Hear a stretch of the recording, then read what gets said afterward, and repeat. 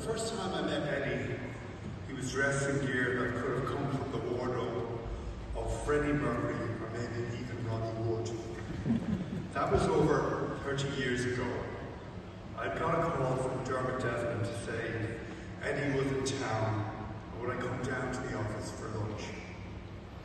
Eddie wanted to get another Irish sponsor onto the car, as he already had somehow persuaded the Minister for Tourism, Charlie McCreevy, to get the Irish Tourism Board to be a sponsor. Here was Eddie holding court over lunch. It wasn't a sell job.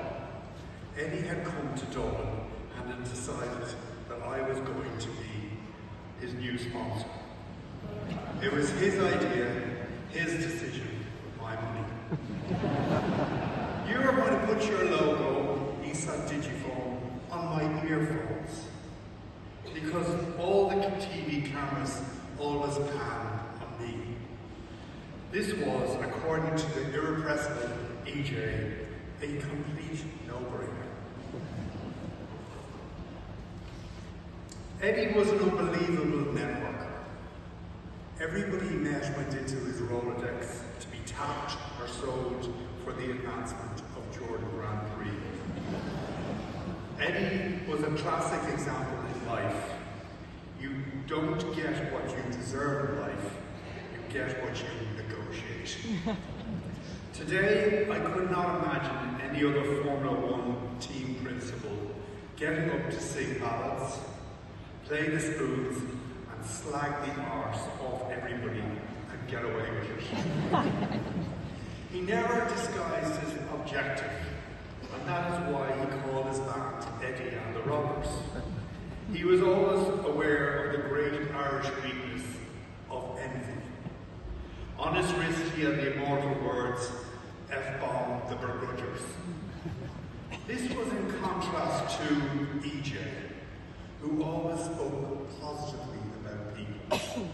He was easily, by some margin, one of the most talented and loved people ever to come out of Ireland. We used to go to all the Irish, Republic of Ireland soccer day away games together. It was madness. The Irish fans just loved him. As Zach said earlier, he was a Persian magnet. We went to Iran for a World Cup qualifying, and even the Iranian soccer fans knew of Eddie.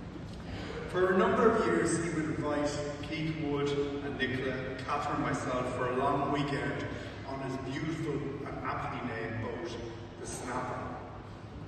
The problem was, there was loads of gargle, but absolutely no food. It was a nautical mire clinic. Eddie and Marie just didn't eat that much. One morning at breakfast on our first voyage, 6 of us were looking at just 2 croissants in the middle of the table. And each of us was watching who would go first, and who would cut the 2 croissants into 6 pieces. I reached for one, and Eddie grabbed my wrist and said, "Do you really need it?" I relented to starvation.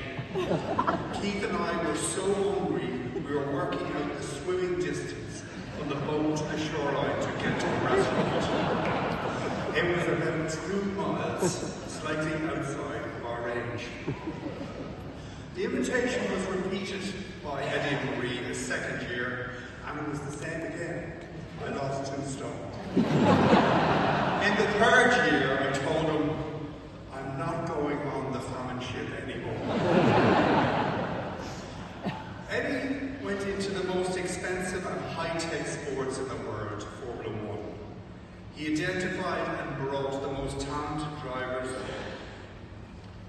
engineers and designers together.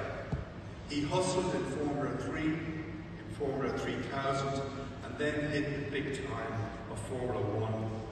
Avoided the bailiffs, and ultimately with an outstanding and brilliant sense of timing that he was famous for, sold Jordan Grand Prix at a high and filled his barn with hay.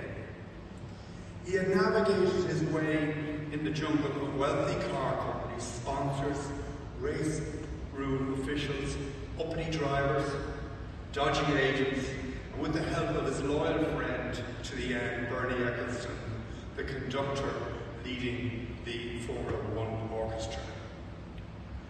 Eddie would not have been Eddie without Marie. As a 19-year-old and a pretty good sportswoman herself, she believed in him from the day they met.